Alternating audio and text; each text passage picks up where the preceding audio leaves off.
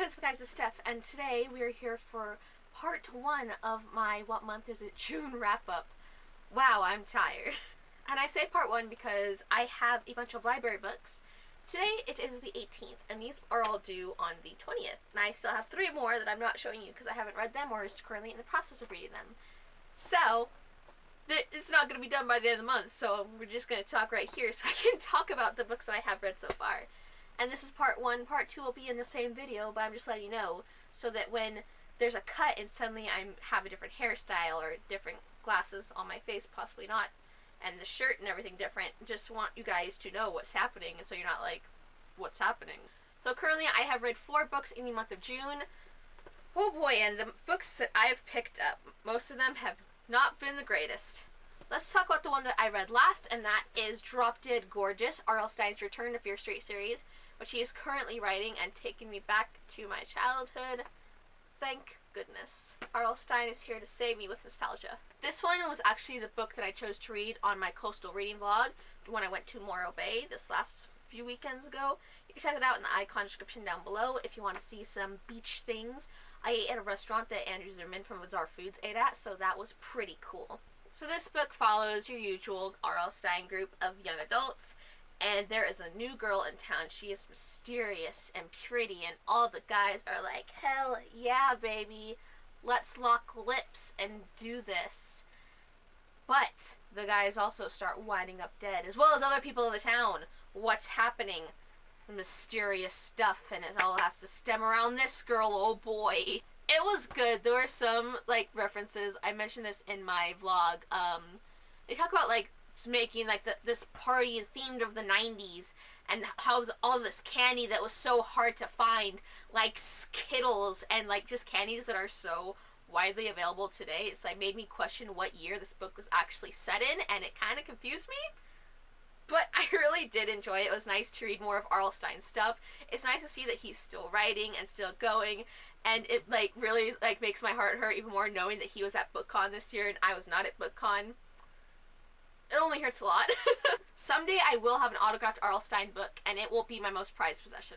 Next up, if we're going in reverse order, I read Boyfriends with Girlfriends. And this one, oh boy. This one starts out, we have a gay character, a bisexual character, a lesbian character, and a character who is kind of questioning, and then at the end starts to identify more with bi.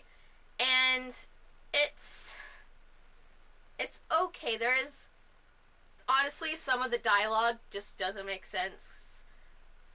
It's fine. Like, I think this is the one where he, like, calls someone a human person, or, like, a female person, or a male person. Like, this weird wording to, like, what, like, something a teenager wouldn't say when talking about another guy or a girl. They said, like, a human. Like, they talked like an alien, kind of, and it didn't make sense. Also, there is some biphobia in this book in the beginning for a while, and it just kind of irked me because I've been looking for some good bi rep this month. But, you know what I found not good bi rep? We'll get to this monstrosity in a moment, but I haven't read very much good bi rep, and this, that biphobia made me sad inside. I don't know, the relationships in this book, it's very back and forth, it's very, if they would communicate, it would make more sense, but unfortunately that is a trope that exists in a lot of fiction where there's no communication, hence the big conflict of the story. So, it was okay, it was just okay, I didn't really enjoy it.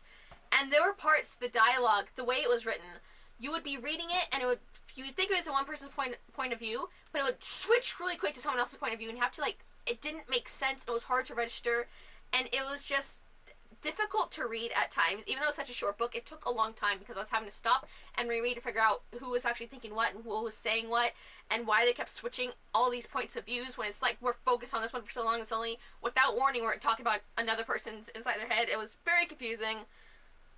I didn't really like it, but I read it.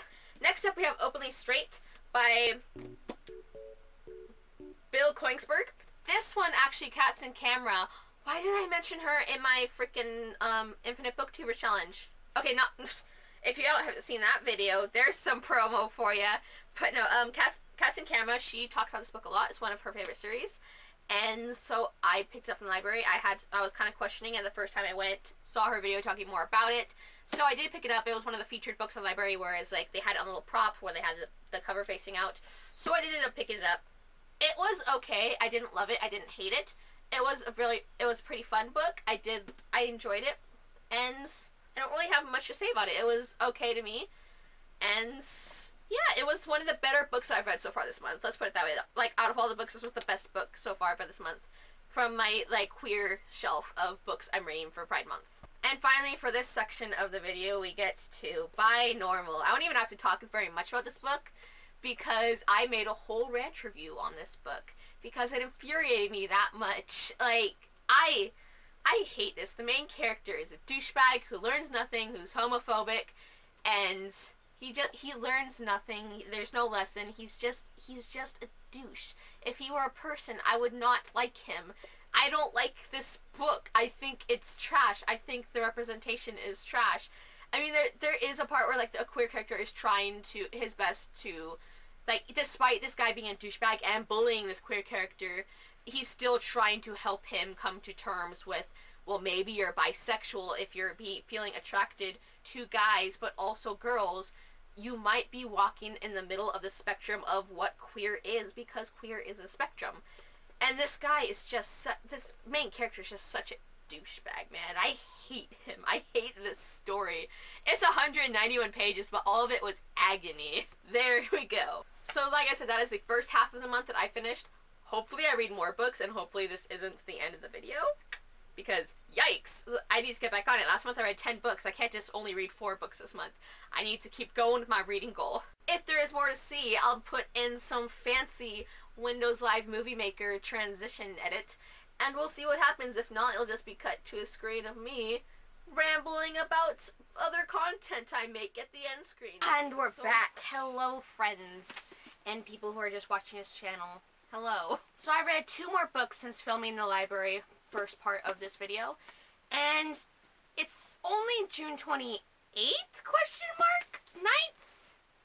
June 29th, but I am calling it. I don't want to try and stress myself out and read anymore. This makes 6 books in total I've read this month. I feel like that's pretty good, even though last month I read 10. I feel like 6 is still a pretty good number. It's over half of what last month was, so thumbs up. Both these books just came in at the same time. I ordered them on Amazon and they came the next day, which is really cool. I love having an Amazon fulfillment center right next to me. That's one of the perks, even though they didn't hire me.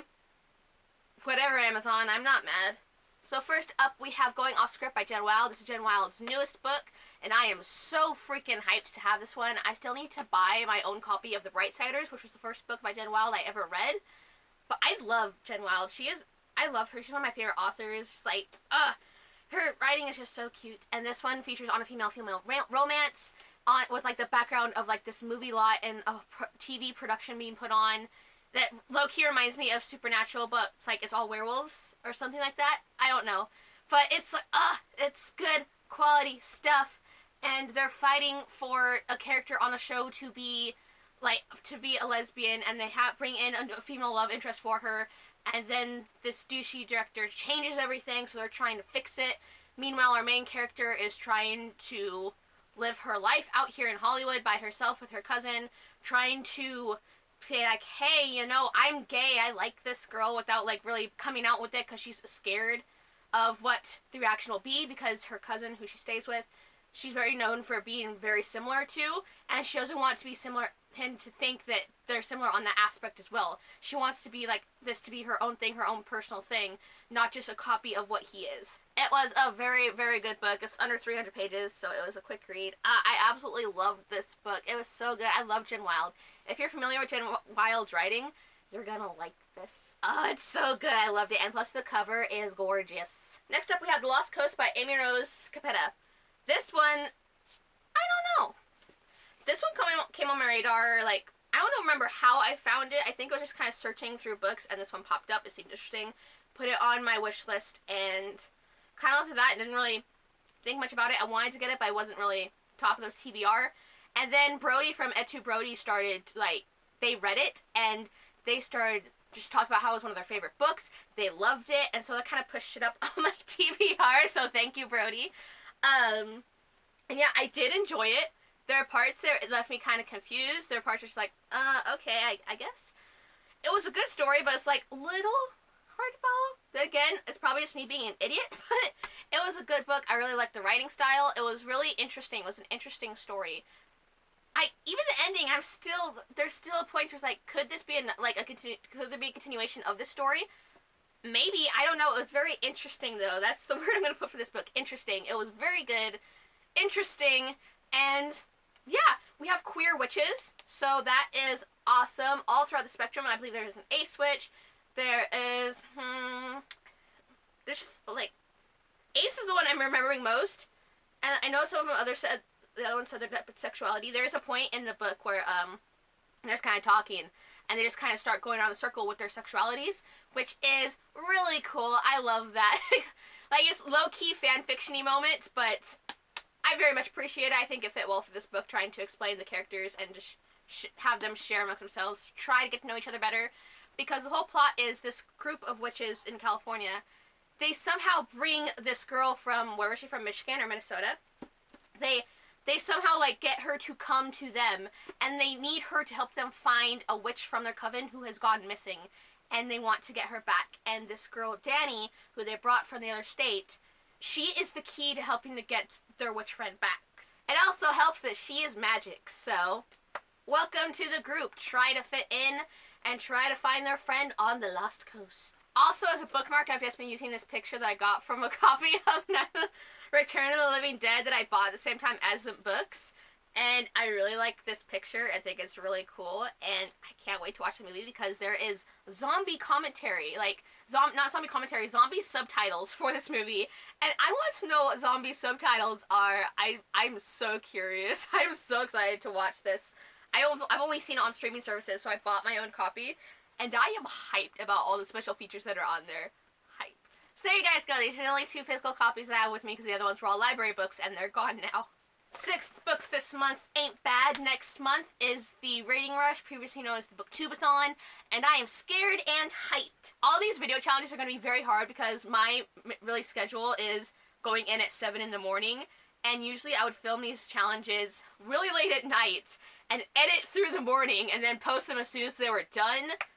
I don't think I'm going to be able to do that, and the whole point of getting them out that early was so they actually got views. And I know that's kind of like meh to say, but if I posted them any later, they didn't really get traction because people were already moving on to their reading. They were already doing other stuff, moving on to the next challenge. And I don't know, I just liked the feeling of being early with the challenges and having them done quickly because they're so quick to film, quick to edit. It just takes the time with the upload and the saving of the edits. And it makes me nervous to think about how stressful that's going to be on a work schedule that is over half the week, going in at 7 in the morning, and then trying to come home and film when there is a noisy household and sharing a room with a sibling who does not want to give me space in the room. It's going to be stressful, but I'm here for it, I guess. Also, building that TBR is going to be... I'm not quite sure what I'm going to do for all of it. That's why I haven't posted my TBR yet, but I think I have most of it down. Anywho, that's all I've got for you guys today. If you want to check out my other videos, leave them on the side. If you want to subscribe, my face will be right here, as well as the button down below. Hit the bell icon to know if I when I post new videos on Mondays and Fridays. That's all I've got for you guys today. I hope you have a lovely day / night, and I'll see you later. Bye.